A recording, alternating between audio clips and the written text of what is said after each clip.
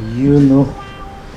So mga kaduski, ito na yung ulam namin. Yan, tofu, may isda, may gulay.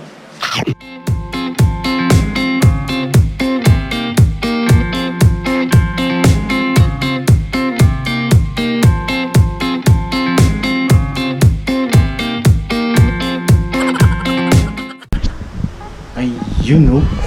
So what's up mga kaduskis? So nandito tayo mga kaduskis ngayon kay Lermat Serpats. So luto-luto ulit tayo. Saka kakamustahin natin sila. Kasi nung past few days medyo na-busy tayo kasi prepare natin yung birthday nila. So anyways, nandito na tayo. Pang gagawin natin na pala. So kanina na malengke kami ni manager. So bibigyan ko kayo ng tips kung anong mga dapat bilhin o mga pamalengke pagka para ipakain sa ating mga magulang na medyo may edad na mga senior citizens na. So mga tips na hindi man si mami patalastas muna. So yun nga mga kaduskis, mga tips na pwede nyong gayahin o pwede nyong sundin, pero hindi naman tayo eksperto dito, kaya baga yung mga natutunan lang saka common knowledge lang mga kaduskis. So ito mga kaduski, sa pagpapakain sa ating mga magulang is siyempre kailangan number 1 tip is balanced diet. So meaning pag balanced diet dapat meron kang protein, kailangan yun, fiber, carbohydrates. So yung mga yun makukuha mo yun sa, for example, sa carbohydrates sa rice, mga ganun, sa cereals, whole grain cereals, mga ganun, bread, noodles. Tingnan natin yung mga nadala ko dito. So ito, yung noodles actually soup, maganda rin yan kasi kailangan din pala ng maraming fluids para sa mga matatanda. Singaw, maingay singaw-ngaw, maingay si Akats pala mga kaduskis. So yun mga kaduskis, ito mga nabili natin. So ito fiber, mga fruits, fresh fruits, tapos yung tofu or ano yan, protein, kasi kailangan balanced diet yan. May meat din, saka fish, sa ito brown egg, fiber, mga gulay yan. So yan mga yan kailangan. Tapos syempre mga soup, pero mas maganda kung gagawa ka ng mga chicken stock, chicken soup, ganun.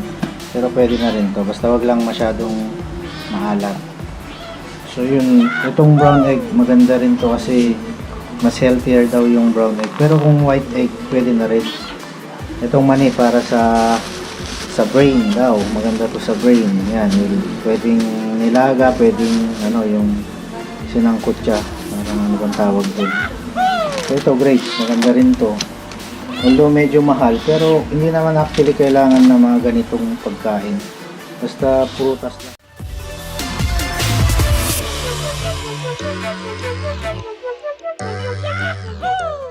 Ayun mga kaduski, yan, yung mga ganyan. Kagaya ngayon, ipinakbet tayo. Tapos magpriprito tayo ng isda, tapos may tofu. Para masarap, tapos may konting taba-taba.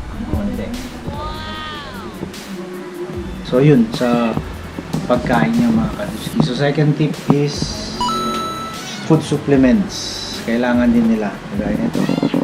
Yan, mga vitamin B, lahat ng B. Ayun, yan, multivitamins. Yan, basta vitamin siya. Saka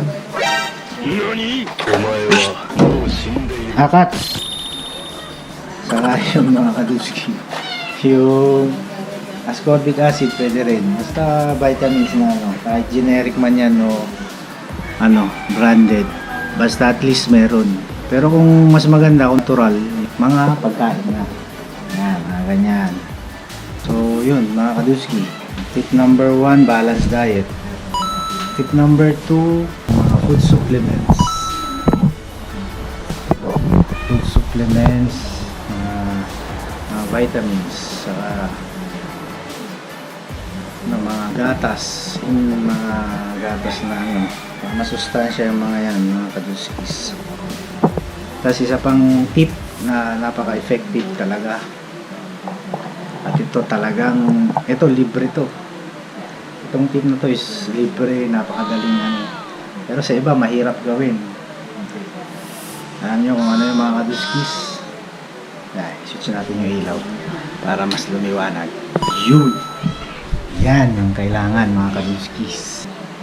Ang tip number 3 na napaka-effective para sa ating mga magulang, hindi siya binibili, hindi siya hinihingi, hindi siya tumutubo. Alam nyo kung ano yung mga kaduski? Oras. Yun, yung maganda mga kaduski. Bigyan natin ng oras ang ating mga magulang. Napaka-importante ng mga kaduski. Kagaya na lang pagkakainan. Ganyan. Pampagana rin kasi yung pagka yung mayroong kang kasamang kumakain. Diba mga kaduski? Hindi kagaya ng mag-isa mo lang. Diba? Ikaw rin naman kung pupunta ka ng mga restaurant, nakakalungkot pag mag-isa ka lang, diba? So, yun. So, yun mga kaduski. Oras lang, saka kwentuhan, mga ganun.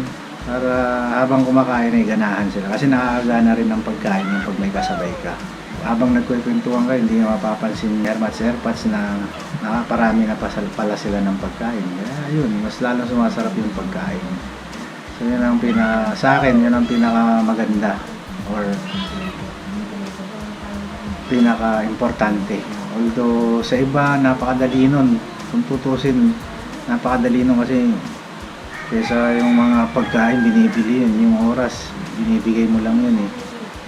Pero sa iba talaga napakahirap gawin yun dahil siguro sa hectic na schedules, nasa abroad, malayo. Pero as much as possible talaga bigyan mo ng oras yung magulang mo, lalo na pagka senior citizen na sila. Kasi syempre dati yan nandito tayo lahat, mga kapatid mo, isa kayong bahay. Ngayon, pag nagkaasawa na, kakawatak-watak na yan. Hindi rin talaga maiiwasan yun. Kaya naiiwan sila ermat-serpat sa bahay, mag-isa na lang sila huli. Medyo nalulungkot na tumatamla yung pagkain. So, para mas maganda na hindi sila mag-isip, na-stress, mas maganda na bigyan mo sila ng oras. Lalo na habang kumakain. Pag kumakain, kwentuhan, magaling kang kupal ka. Gandang tip para paano ganahan kumain yung mga, paano pakainin yung mga ating mga magulang na senior citizen. So yun mga kaduskis, makulit po si Akats. Akats? What? Psst. So yun mga kaduskis, sana may natutunan kayo dun sa aking mga tips. Ito, nulit ko po. Ito mga kaduski, hindi galing sa eksperto to, pero opinion ko lang po yun mga kaduski. So yun mga kaduski, sana nakatulong tong video ko, saka sana mag-subscribe kayo, saka i-like nyo rin, saka pakishare na lang tong video na to kung nagustuhan nyo. And lagi natin tatandaan, God is good, God is great, God is love. Push lang lagi mga kaduski, syempre bawal pa rin ang tamad. Let's go!